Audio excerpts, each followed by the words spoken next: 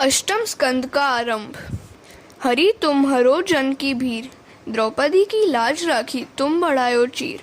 भक्त कारण रूप नरहरि धरियो आप शरीर, हिरण्य कश्यप मार लीनो धरियो नाहिन धीर। बूढ़ते गजराज राखियो कियो भार नीर, दासी मीरा लाल गिरधर दुख जहाँ तहाँ पीर। सद्भावना, मिश्र वासना और असद वासना। प्रथम स्कंद में शिष्यों का अधिकार बतलाया गया है। अधिकार के बिना ज्ञान शोभा नहीं देता। अनधिकारी मनुष्य ज्ञान का दुरुपयोग करता है। दूसरे स्कंद में ज्ञान का उपदेश किया है। वहाँ मनुष्य मात्र का कर्तव्य क्या है यह बताया गया है। मनुष्य जीवन भोग भोगने के लिए नहीं दिया गया है। ईश्वर की आराधना करके ईश्वर को पाने के लिए ये मानव शरीर दिया गया है। तृतीय स्कंद में ज्ञान को जीवन में किस प्रकार उतारना है यह कथा सुनाई गई है। इस ज्ञान को जीवन में उतारने वाले के चारों पुरुषार्थ सिद्ध होते हैं। अतः चौथे स्कंद में 4 पुरुषार्थों की कथा सुनाई गई। 5वें स्कंद में ज्ञानी परमहंसों के और भागवत परमहंसों के लक्षण बताए गए। सबके स्वामी परमात्मा है। इसके बाद छठे स्कंद में पुष्टि की कथा आई है। जीव पर परमात्मा अनुग्रह करते हैं। जीव के पाप से ईश्वर कुछ नहीं मांगते। ईश्वर निरपेक्ष है तो भी ईश्वर जीव पर कृपा करते हैं। मनुष्य जब अपने किए हुए पापों को याद करेगा तो उसको पता लगेगा कि जो कुछ उसे मिला है उसके लिए वह योग्य नहीं है। जब जन्म हुआ तब जीव शुद्ध था, पर जब उसमें समझ आई तब वह असत्य बोलने लगा। ईश्वर जीव को अनेक अवसर देते हैं और वे आशा रखते हैं कि जीव अपना जीवन सुधारेगा। केवल कथा सुनने से लाभ नहीं होता। कथा सुनकर मनन करके उसे जीवन में उतारो। प्रभु ने हमारे लिए चिंता करने जैसा कुछ नहीं रखा। ईश्वर की जीव पर अनंत कृपा है, परंतु जीव उसका उपयोग नहीं करता। पवित्र विचार करने के लिए प्रभु ने मन दिया है। जो मन शक्ति का दुरुपयोग करता है वही दैत्य है। मन में शक्ति है। जब जीव ईश्वर स्वरूप में लीन होता है तब मन शक्ति का विकास होता है, पर जब मन विषयों में भटकता है तब मन शक्ति का विनाश होता है। ईश्वर जीव मात्र पर कृपा करते हैं, उसकी पात्रता से अधिक उसे देते हैं। 7वें स्कंद में वासना की कथा सुनाई और बताया कि प्रहलाद की सद्वासना है, मनुष्य की मिश्र वासना और हिरण्यकश्यपु की असद वासना। हिरण्यकश्यपु को संपत्ति मिली और समय भी मिला, परंतु इन सब का उपयोग उसने भोग विलास में किया। शक्ति का उपयोग दूसरों को दुख देने में किया। मर्यादा के बिना भोग मनुष्य को रोगी बनाता है। भोग इंद्रियों को रोगी बनाने के लिए नहीं है, इंद्रियों को निरोगी रखने के लिए भोग है। अग्नि में लकड़ियां न डालना ही अग्नि को शांत करने का उपाय है। इसी तरह इंद्रियों को भोग न देने से इंद्रियां शांत होंगी। भोग देने के बाद ऐसा लगता है कि इंद्रियों को शांति मिली है, परंतु यह बात सत्य नहीं है। उससे तो अशांति बढ़ती ही है। मुझे जो कुछ मिला है वह केवल मेरे लिए ही है, ऐसा मानना ही असद वासना है। परमात्मा ने मुझे जो कुछ दिया है वह सबके लिए है, ऐसा सोचना ही सद्वासना है। प्रहलाद में सद्वासना थी, अतः उनको देव माना गया। हिरण्यकश्यपु को उसकी असद वासना के कारण राक्षस माना गया। हिरण्यकश्यपु भोग वृत्ति, अहंकार और लोभ है। देव होना या दानव होना यह मनुष्य के हाथों में है। जगत के सब लोग पुण्यों के फल की इच्छा तो रखते हैं, परंतु वे खुद पुण्य करते नहीं है। पुण्यस्य फलम इच्छन्ति पुण्यम न कुर्वन्ति मानवाः। हरे कृष्ण। सदा ध्यान में रखो कि तुम्हारे कर्म के फल तुमको ही भोगने पड़ेंगे। इसमें दोष किसका? अगर दांतों के नीचे आकर जीभ कट जाए तो दोष किसका? वह तो सहना ही पड़ेगा। भक्ति में आगे बढ़ने का पहला साधन संयम है। संयम को धीरे धीरे बढ़ाओ और भोग मार्ग की ओर बहती हुई इंद्रिय शक्ति को प्रभु के मार्ग की ओर मोड़ दो। वासना का विनाश होने पर ब्रह्म भाव जागता है। जब तक मन में सूक्ष्म वासना है तब तक जीव और ईश्वर का मिलन नहीं होता। वासना ज्ञानानुभव में विघ्न करता है। वासना के विनाश के लिए 8वें स्कंद में 4 उपाय बतलाए गए हैं। भागवत का फल है रास लीला। जीव को श्री कृष्ण से मिलना है। एक बार श्री कृष्ण से मिल जाने के बाद जीव उनसे अलग नहीं हो पाता। रास में उसी को प्रवेश मिलता है जो कि वासना का विनाश करता है। अनेक जन्मों की वासना मन में भरी हुई है। वासना अनेक प्रकार के दुख देती है, फिर भी मनुष्य उसको छोड़ता नहीं है। ईश्वर का अनुभव हुए बिना वासना जाती नहीं है। जब तक वासना में आकर्षण होगा तब तक वासना नहीं जाएगी। कुंभक को बढ़ाओगे तो वासना का विनाश होगा। प्राणों को शरीर में टिकाए रखोगे तो वासना का विनाश होगा। बार बार मन में ऐसा संकल्प करो कि मुझे परमात्मा से मिलना है। जब 2 आत्माएं मिलती हैं तब उनके मिलने से भी यदि आनंद मिलता है तो सब प्राण सूक्ष्म रूप से जिन परमात्मा में बसे हुए हैं उन परमात्मा से मिलते समय कितना आनंद होगा। मुझे ईश्वर से मिलना है, ऐसी कामना करो। वासना को अलौकिक बनाओ। जो दुष्ट संस्कार मन को मिले हुए हैं वे दूर हो और मन को अच्छे संस्कार मिले, इसलिए सत्संग जरूरी है। सत्संग से वासना उच्चतम बनेगी। वासना को अलौकिक बनाओ। जो दुष्ट संस्कार मन को मिले हुए हैं वे दूर हो और मन को अच्छे संस्कार मिले, इसलिए सत्संग जरूरी है। सत्संग से वासना उच्चतम बनेगी। वासना को अलौकिक बनाओ।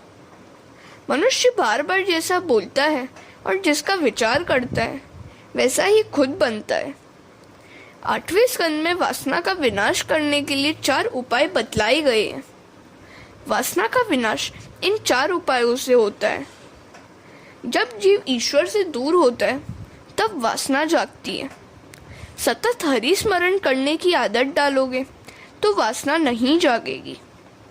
हृदय में यदि हमेशा राम का वास होगा तो वहाँ काम वासना नहीं आ सकेगी। हरि स्मरण की आदत रखने से वासना का विनाश होगा। यह सब ईश्वर का है और सबके लिए है, ऐसा समझोगे तो वासना का विनाश होगा। संपत्ति मेरी है, ऐसा सोचने से वासना बढ़ेगी। जीव लक्ष्मी का मालिक कभी नहीं हो सकता। जीव तो लक्ष्मी का पुत्र है। बालक होने से जो आनंद मिलता है वह मालिक होने से नहीं मिलता। बालक बनोगे तो सुखी होगे। सूत जी सावधान करते हैं। बलि राजा ने सर्वस्व का दान किया। विपत्ति में स्ववचन का पालन करो। चौथा उपाय है शरणागति। यदि जीव भगवान की शरण में नहीं जाएगा और भगवान का स्मरण नहीं करेगा तो वह वासना का विनाश नहीं कर सकेगा। वासना का नाश करने के बाद ही रासलीला में जाना है। धीरे धीरे राजा परीक्षित के मन की शुद्धि करके सुखदेव जी उन्हें रासलीला में ले जाएंगे। हरे कृष्णा। मनवंतरों का वर्णन। 8वें स्कंद में मनवंतर लीला का वर्णन करते हैं। सुखदेव जी वर्णन करते हैं, हे राजन, प्रत्येक मनवंतर में प्रभु का जन्म होता है। प्रत्येक मनु के राज्य में प्रभु का एक विशिष्ट अवतार होता है। इस कल्प में 6 मनु हुए हैं। प्रथम स्वयंभू मनु की कथा मैंने तुम्हें सुनाई। स्वयंभू मनु की पुत्रियां आकुति और देवहूति के चरित्र की कथा मैंने तुम्हें सुनाई। दूसरे मनवंतर में स्वयंभू मनु तपश्चर्या करने के लिए वन में गए। वहां श्री यज्ञ भगवान ने राक्षसों से उनकी रक्षा की। उन्होंने कहा है, यह सारा जगत और जगत में रहने वाले सब चर अचर प्राणी परमात्मा में ओतप्रोत हैं। अतः संसार के किसी भी पदार्थ से मोह न रखकर इनका त्याग करके जीवन निर्वाह के लिए जितना जरूरी हो उतना ही उपभोग करना चाहिए। तृष्णा का सर्वथा त्याग करना चाहिए। इस जगत की संपत्ति किसकी है और कब किसकी हुई है। अतः हे मनुष्य, त्याग करके तुम इसका उपभोग करो, अर्थात सर्वस्व ईश्वर को अर्पण करो और अनासक्त रहकर तुम उपभोग करो। दूसरों के धन को प्राप्त करने के लिए स्पृहा मत करो। यह सारा जगत ईश्वर से व्याप्त है, अर्थात प्रभु सर्वव्यापक है। ऐसा जो मनुष्य सोचेगा वह कभी भी किसी से द्रोह नहीं करेगा। विषयों में मन न फंसे, इस बात का ध्यान रखो। इस जगत के पदार्थ आज तक किसी के नहीं हुए और होंगे भी नहीं, फिर भी मनुष्य उनसे ममता रखता है और उनमें अपनी आसक्ति बढ़ाता है। ऊपर बतलाया हुआ अद्वैतवाद सुंदर है, द्वैतवाद का त्याग करो। ऋषि भी मोक्ष पाने से पहले सत्कर्म करते हैं। सत्कर्म करने वाले मनुष्य ही निष्काम भाव को प्राप्त करते हैं। ईश्वर को भी कर्म करने पड़ते हैं, परंतु ईश्वर किसी भी कर्म में आसक्त नहीं होते। वे तो अनासक्त रहकर कर्म करते हैं। राम कृष्ण आदि अवतारों में मनुष्य के श्रेष्ठ आचरणों का आदर्श बतलाने के लिए भगवान ने सत्कर्म किए। कर्म किए बिना नहीं चलेगा, अतः अनासक्त रहकर ही कर्म करो। तीसरे मनु हुए हैं उत्तम। प्रभु ने सत्यसेन के रूप में अवतार धारण किया था। चौथे मनवंतर में प्रभु का हरि के रूप में जन्म हुआ था और उन्होंने गजेंद्र की मकर ग्रह से रक्षा की थी। दूसरे अध्याय से चौथे अध्याय तक गजेंद्र मोक्ष की कथा कही है। परीक्षित राजा कहते हैं कि मुझे गजेंद्र मोक्ष की कथा सुनाइए। सुखदेव जी राजा से कहते हैं, राजन, त्रिकूट पर्वत पर एक बलवान हाथी रहता था। वह अनेक हथनियों का पति था। गर्मी के दिन थे, कड़ी गर्मी का मौसम था। गजेंद्र हथनियों के साथ सरोवर में जल क्रीड़ा करने गया। हथनियों से और बच्चों से घिरा हुआ वहाँ आनंद विहार करने लगा। गजेंद्र जल क्रीड़ा में तन्मय है, यह जानकर एक मगर ने उसका पाँव पकड़ लिया। उसके पंजे में से छूटने के लिए हाथी ने बहुत प्रयत्न किए। हाथी स्थलचर और मगर जलचर है, अतः हाथी जल में दुर्बल बन गया, मगर हाथी को छोड़ता ही नहीं। गजेंद्र मोक्ष की यह कथा प्रत्येक घर में होती है। संसार ही सरोवर है, जीव ही गजेंद्र है और काल ही मगर है। संसार के विषयों में आसक्त हुए जीव को काल का भी भान नहीं रहता। जीव मात्र गजेंद्र है। हाथी की बुद्धि स्थूल है। यदि ब्रह्मचर्य का भंग होगा तो बुद्धि जड़ होगी। हाथी अति कामी है।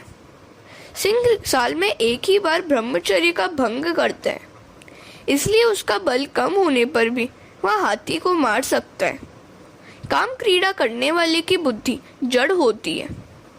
यह जीवात्मा गजेंद्र त्रिकूटाचल पर्वत पर रहता है। त्रिकूटाचल शरीर है। त्रिकूटाचल का दूसरा अर्थ होता है काम, क्रोध और लोभ। यह संसार सरोवर है। संसार में जीव काम क्रीड़ा करता है। संसार सरोवर में जीवात्मा स्त्री और बालकों के साथ क्रीड़ा करता है। जिस संसार में जीव खेलता है, उसी संसार में ही उसका काल नियत किया गया है। संसार में जो काम सुख का उपभोग करता है, उसे काल पकड़ता है। जिसको काम मारता है, उसे काल भी मारता है।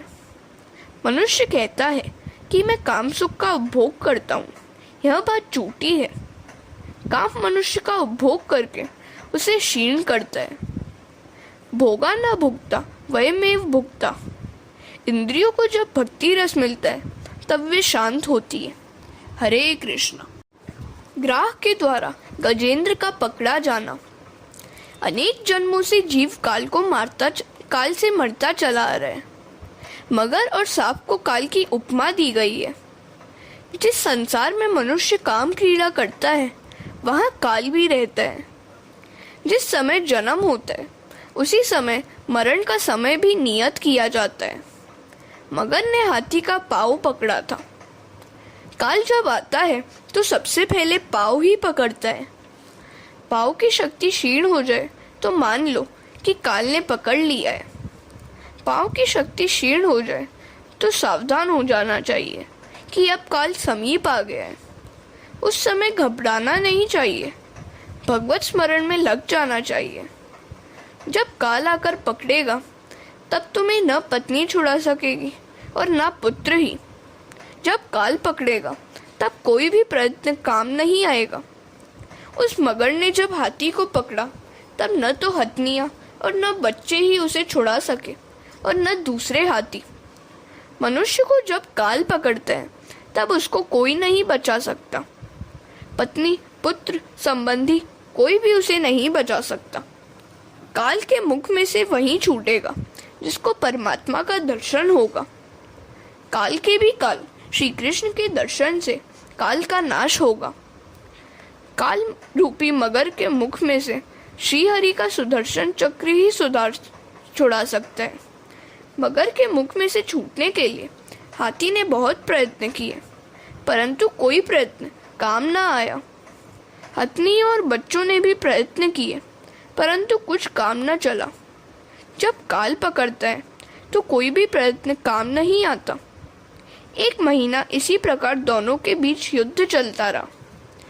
मगर हाथी को गहरे पानी में खींचता चला जा रहा था, अतः अब हाथी मर जाएगा ऐसा सोचकर हथनियाँ तो उसका त्याग करके चली गईं। मनुष्य के जन्म से पहले उसका कोई संबंधी नहीं था और न मरने के बाद कोई रहेगा। फिर भी जन्म और मरण दोनों के बीच में जो समय है, उस समय में उसे एक दूसरे के बिना चैन नहीं आता, परंतु अंतकाल में कोई भी काम नहीं आता। मनुष्य को ऐसी इच्छा रखनी चाहिए कि मेरी ऐसी हालत हो कि मुझे प्रभु के बिना चैन न आए। गजेंद्र अब मर जाएगा ऐसा सोचकर सब उसको छोड़कर चले गए। गजेंद्र अकेला ही रह गया। मनुष्य भी जब अकेला हो जाता है तब जाकर ज्ञान जागृत होता है। अकेला अर्थात जब जेब में पैसा भी न हो, तब ज्ञान जागृत होता है और वह ईश्वर की शरण में आता है। निर्बल का बल राम है। द्रौपदी ने जब तक साड़ी का आंचल पकड़ रखा तब तक श्री कृष्ण नहीं आए। ईश्वर संपूर्ण प्रेम चाहते हैं। जीव ईश्वर को थोड़ा प्रेम देता है, अतः ईश्वर मदद नहीं करते। गजेंद्र निराधार हो गया। उसको यकीन हो गया कि अब मेरा कोई नहीं है। जीव जब दुख से व्याकुल होता है तब परमात्मा को आवाज देता है। हर रोज गजेंद्र मोक्ष का पाठ करना जरूरी है।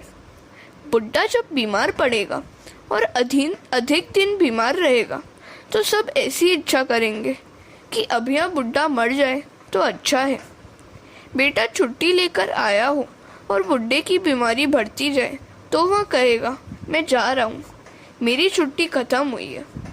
बुढ़े को कुछ हो जाए तो खबर देना।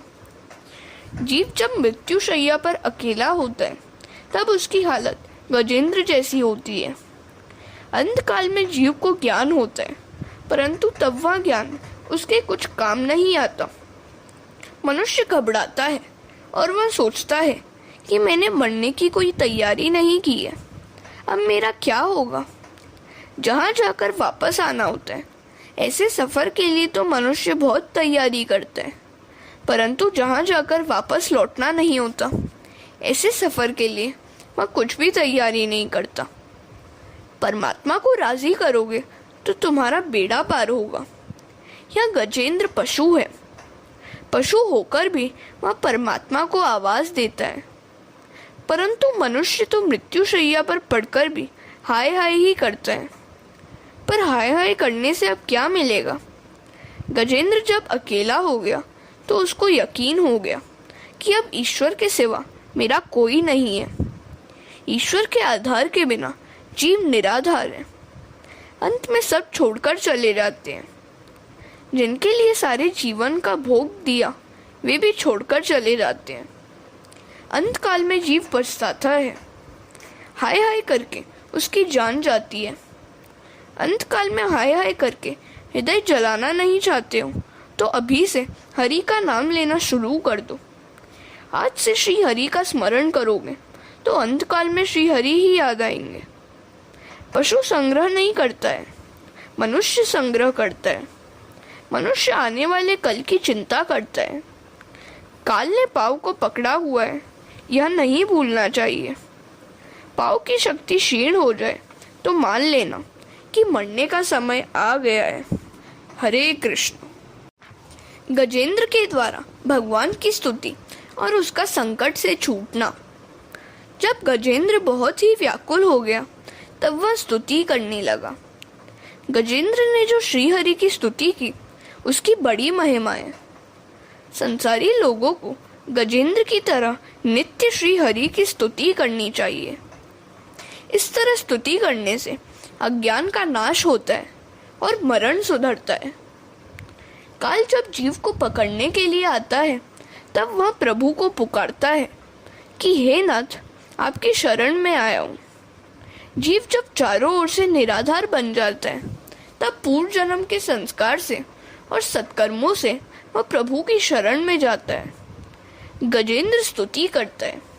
भिन्न भिन्न रूपों में नाटक करने वाले अभिनेता के वास्तविक स्वरूप को जिस प्रकार साधारण दर्शक नहीं जान सकता, उसी प्रकार सत्व प्रधान देवता या ऋषि भी तुम्हारे स्वरूप को नहीं जान सके तो फिर दूसरे साधारण लोग तो तुमको पहचान ही कैसे सकेंगे या तुम्हारे स्वरूप का वर्णन कैसे कर सकेंगे।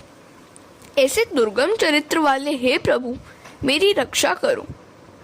पशु तुल्य अविद्याग्रस्त जीव की अविद्या रूप फांसी को सदा के लिए काटने वाले, अत्यंत दयालु और दया करने में कभी भी देरी न करने वाले नित्य मुक्त प्रभु की शरण में आया हुआ मैं वंदना करता हूँ।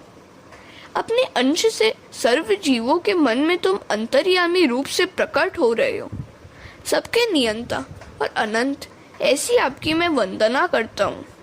मैं पशु हूँ, काल के पास मैं फंसा हुआ हूँ।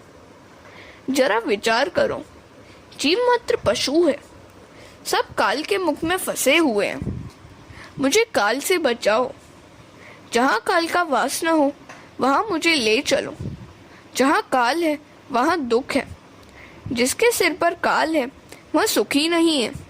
जहाँ काल न हो ऐसे अपने निष्धाम में ले चलो। जो लोग शरीर, पुत्र, मित्र, घर, संपत्ति और स्वजनों में आसक्त हैं, उनको तुम्हारी प्राप्ति होनी अति कठिन है, क्योंकि तुम स्वयं गुणों की आसक्ति से रहित हो। जीवन मुक्त पुरुष अपने हृदय में तुम्हारा निरंतर चिंतन करते हैं। सर्व ज्ञान स्वरूप सर्व समर्थ परमात्मा को मैं नमस्कार करता हूँ। नाथ, इस मगर के पास से छुटकर मैं जीने की इच्छा नहीं रखता हूँ। हाथी का शरीर अंदर और बाहर दोनों ओर से अज्ञान रूपी आवरण से ढका हुआ था। ऐसे शरीर को रखकर क्या फायदा। मैं तो आत्म प्रकाश को ढक देने वाले उस अज्ञान रूपी आवरण से छूटना चाहता हूँ, जिसका कालक्रम से अपने आप नाश नहीं होता है। उस अज्ञान आचरण का तो केवल आपकी कृपा से या तत्व ज्ञान से ही नाश होता है। हे नाथ, मुझ पर कृपा करो। शरणागत की रक्षा करने वाले हे प्रभु, मेरी रक्षा करो। मैं तुम्हारी शरण में आया हूँ। गजेंद्र इस तरह दुख से आर्द्र होकर श्रीहरि की स्तुति करता है। बड़े बड़े महात्मा गजेंद्र मोक्ष का पाठ करते हैं। जब काल पकड़ता है तब जीव भय से व्याकुल होकर कैसा घबराता है। ऐसा सोचकर गजेंद्र जैसे आर्द्र बनकर गजेंद्र मोक्ष का पाठ करोगे तो जीवन सुधरेगा। स्तुति के एक एक श्लोक में दिव्य तेज भरा हुआ है। इस स्तुति का पाठ नित्य करोगे तो अंतकाल में परमात्मा लेने के लिए आएंगे। प्रातः काल में पवित्र होकर जो भी व्यक्ति भगवान की गजेंद्र स्तुति का पाठ करेगा, उसकी बुद्धि अंतकाल में भी निर्मल रहेगी। उसे अंतकाल में भी श्रीहरि का स्मरण रहेगा। इस स्तुति का पाठ मनुष्य को संकट से मुक्त कराता है। यह स्तुति दुष्ट स्वप्न के फल का नाश करती है। इस स्तुति का पाठ करने वाले को बुरे सपने नहीं सताते। हरे कृष्ण। यह जीव अंतकाल में घबराता है। जब वह चेतनहीन हो जाता है तब यमदूत उसे बाहर निकालते हैं। अंतकाल में जीव अतिशय दुखी होता है। ऐसे समय में ईश्वर का स्मरण हो सकना बड़ा कठिन है। ईश्वर की कृपा हो तभी उनका स्मरण हो सकता है। अतः हो सके तो प्रतिदिन गजेंद्र स्तुति का पाठ करो, हो सके तो मत्स्यावतार चरित्र का भी पाठ करो, मध्य रात्रि को रास पंचाध्यायी का पाठ करो। ऐसा करने से प्रभु कृपा से काम उसे नहीं सताएगा। गजेंद्र प्रार्थना कर रहा है, अब तो मुझे अविनाशी शरीर दे दीजिए। यमुना महारानी की कृपा से अलौकिक शरीर के नूतन तत्व का दान मिलता है। नाथ, कृपा करके मुझे अव्यय अविनाशी तेजोमय शरीर दीजिए। नाथ, आप शीघ्र ही पधारें। हे गोविंद, हे नारायण, मैं दीन हुआ हूँ, काल के मुख से मुझे मुक्ति दे। जब उस गजराज को बचाने के लिए ब्रह्मा आदि कोई भी देवता न आए तो परमात्मा को चिंता हुई। वे स्वयं दौड़ते हुए आए। द्वारिकानाथ निराधार के आधार हैं। अंतकाल में याद करने पर तो वे दौड़ते हुए आते हैं। गजेंद्र ने भगवान को आते हुए देखा तो उसने सरोवर में से एक कमल का फूल लेकर भगवान को अर्पित किया। तुलसी और कमल परमात्मा को अति प्रिय है। परमात्मा की नाभि से कमल उत्पन्न हुआ है। कमल ब्रह्म का सर्जन नहीं है। भगवान ने उस कमल के फूल को स्वीकार किया और अपने सुदर्शन चक्र से मगरमच्छ का वध किया। ज्ञान चक्र से ही काल का नाश हो सकता है। ऐसा ज्ञान होना चाहिए कि सब में भगवान दिखाई दे। जिसे ब्रह्म दृष्टि प्राप्त होती है वह सभी स्थान और वस्तु में प्रभु का ही दर्शन करता है। ब्रह्म ज्ञानी तो संसार में कहीं कभी भी मिल जाएंगे, किंतु सुखदेव जी सी ब्रह्म दृष्टि वाले बहुत अल्प ही मिलेंगे। ऐसे ज्ञानी के लिए संसार बाधक नहीं है। अज्ञानी के लिए संसार बाधक है, ज्ञानी के लिए नहीं। ज्ञानी के लिए जगत जगत नहीं है। मनुष्य को अज्ञान की पकड़ से छूटना है। भगवान ने सुदर्शन चक्र से मगरमच्छ की हत्या की थी, अर्थात सुदर्शन भगवान के दर्शन से काल की हत्या हो गई। सर्फ में भगवत दर्शन ही सुदर्शन है। जब काल पकड़ता है तो उसकी पकड़ में से काल के भी काल भगवान ही छुड़ा सकते हैं। सुदर्शन से काल रूपी मगरमच्छ का नाश हुआ। इसका अर्थ यही है कि तुम्हारी दृष्टि जब सुदर्शन अर्थात सभी में प्रभु का दर्शन करने वाली होगी तभी तुम काल के मुख से मुक्त होगे। तुम भी तब काल को जीत लोगे। ऐसे ज्ञानी पुरुष का काल क्या बिगाड़ सकता है? जिसके हृदय में सबके प्रति भगवत भाव जागृत हुआ है वह काल के मुख से मुक्त हो जाएगा। सब में श्री कृष्ण का दर्शन करते करते उसको अपने में भी श्री कृष्ण का ही दर्शन होने लगता है। अपने स्वरूप में श्री कृष्ण का दर्शन करोगे तो काल तुम्हें मार नहीं सकेगा। शरण में आए हुए गजेंद्र का जिस प्रकार उद्धार किया उसी प्रकार शरण में जाने से सभी जीव का प्रभु उद्धार करते हैं। गज का पूर्व चरित्र तथा उसका उद्धार। वह गजेंद्र अपने पूर्व जन्म में इंद्रद्युम्न नाम का राजा था। वह ध्यान में बैठा हुआ था कि वह अगस्त्य मुनि आए। राजा ने उठकर उनका स्वागत नहीं किया तो मुनि को यह व्यवहार अपमानजनक लगा। भगवान से भी अधिक उनके भक्त का सम्मान किया जाए। पत्थर की मूर्ति के प्रति सद्भाव रखने से वह चेतनमयी होती है, तो चेतनमयी के प्रति सद्भाव रखने से ईश्वर की प्राप्ति क्यों ना होगी। अगस्त्य मुनि को बुरा लगा तो उन्होंने शाप दिया, चूंकि मेरे आने भर भी तू जड़ सा ही बैठा रहा, अतः अगले जन्म में तुझे पशु का जड़ अवतार प्राप्त होगा। पूर्व जन्म में गजेंद्र ने बहुत भक्ति की थी, अतः गजेंद्र योनि में भी उसे अंतकाल में प्रभु का स्मरण हुआ और फलतः उसका उद्धार हुआ। जो भी संस्कार मन में दृढ़ होकर जम जाते हैं वे अंतकाल में और अगले जन्म में भी काम आते हैं। ठाकुर जी का पहले स्वप्न में अनुभव होता है। गोपाल सहस्त्र नामावली में भगवान का एक नाम है भक्ता नाम स्वप्न वर्धना। भगवान ने गजेंद्र को सारूप्य मुक्ति दी, अपने ही जैसा रूप दिया। गजेंद्र की भांति तुम भी दीनता और व्याकुलता से गजेंद्र स्तुति का पाठ करो। अंतकाल में ठाकुर जी गजेंद्र की भांति तुम्हें भी लेने के लिए आएंगे। हरे कृष्ण।